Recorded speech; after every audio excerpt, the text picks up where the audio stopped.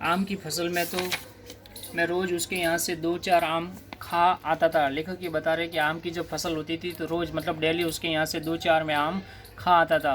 परंतु इन बातों के अतिरिक्त जिस कारण वह मुझे अच्छा लगता था वह यह था कि लगभग रोज़ ही वह मेरे लिए 1-2 गोलियाँ बना लेता था। लेखक ये बताना चाह रहे कि जब आम की फसल होती थी तो मैं वहाँ यहाँ से उसके यहाँ से 2-4 आम खा लाता था। परंतु इन सब बातों के अलावा जिस कारण वो मुझे अच्छा लगता था वह यह था कि लगभग रोज़ की तरह वह मुझे मेरे लिए 2-2 गोलियाँ बना देता था। मैं बहुधा हर गर्मी की छुट्टी में अपने मामा के यहाँ चला जाता। लेखक कहता है कि मैं बहुधा मतलब बहुत यानी कि हर गर्मी की जो छुट्टी का होती थी उसमें मामा के यहाँ चला जाता।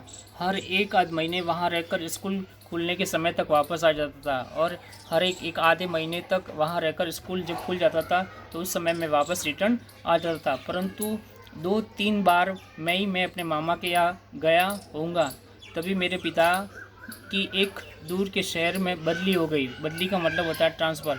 लेखक आगे कह रहे हैं कि 2-3 बार में ही मैं अपने मामा के यहाँ गया हूँगा तभी मेरे पिताजी का एक दूर के शहर में ट्रांसफ़र हो जाता है और एक लंबी अवधि तक एक लंबा समय के दरमियान तक मैं अपने मामा के गांव न जा सका। यानी कि लेखक ये बता रहे हैं कि अपने मामा के गांव वो नहीं जा सके क्योंकि उनके पिताजी का एक ट्रांसफ़र हो गया था और बहुत लंबा समय हो गया था वहाँ पर उनको जाते हुए।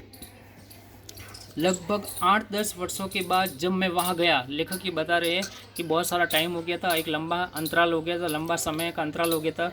तब लगभग 8-10 वर्षों के बाद में जब मैं वहाँ गया मतलब बदलू के गाँव गया तो इतना बड़ा हो चुका था कि लाख की गोलियों में मेरी रुचि नहीं रह गई थी। मतलब वो इतने बड़े हो गए थे, लगभग 8-10 वर्षों के बाद में वो जाते हैं तो वो बहुत बड़े हो जाते हैं और अब उनको लाख की गोलियों में कोई रुचि नहीं रह गई थी। अतः गाँव में होते हुए भी मैं कई दिनों तक मुझे बदलू का ध्यान न आया। गांव में रहते हुए भी उनको कई दिनों तक बदलू का ध्यान न आया। इस बीच मैंने देखा कि गांव में लगभग सभी स्त्रियां कांच की चूड़ियां पहनने हैं। इस बीच लेखक ने ये देखा कि गांव में जितनी भी औरतें थी, जो भी स्त्रियां थी, उनके सब के हाथों में कांच की चूड़ियां पहनती थी। विरले ही हाथों में मैंने लाख की चूड़ियाँ देखी। बहुत ही कम लोगों के हाथों में या कम औरतों के हाथों में मैंने लाख की चूड़ियाँ देखी।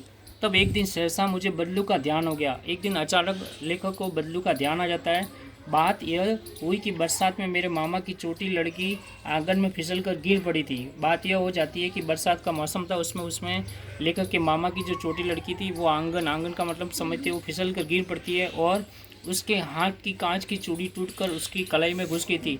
उसके हाथ में जो कांच की चूड़ी थी वो टूटकर उसकी कलाई में घुस गई थी और उससे उसका खून बहने लगा था।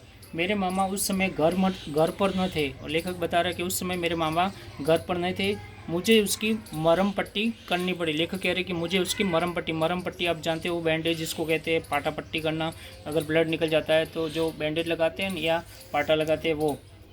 तभी सहसा मुझे बदलू का ध्यान आ गया। तभी अचानक लेखक के माइंड में बदलू का ध्यान आता है और मैंने सोचा कि उससे मिल आऊँ और लेखक ने सोचा कि मैं उससे मिल आऊँ। अतः शाम को मैं घूमते घूमते उसके घर चला गया और शाम को मैं घूमते घूमते टहलते उसके घर पर चला गया। बदलू वही चबूतरे पर नीम के नीचे एक खाट पर लेटा था।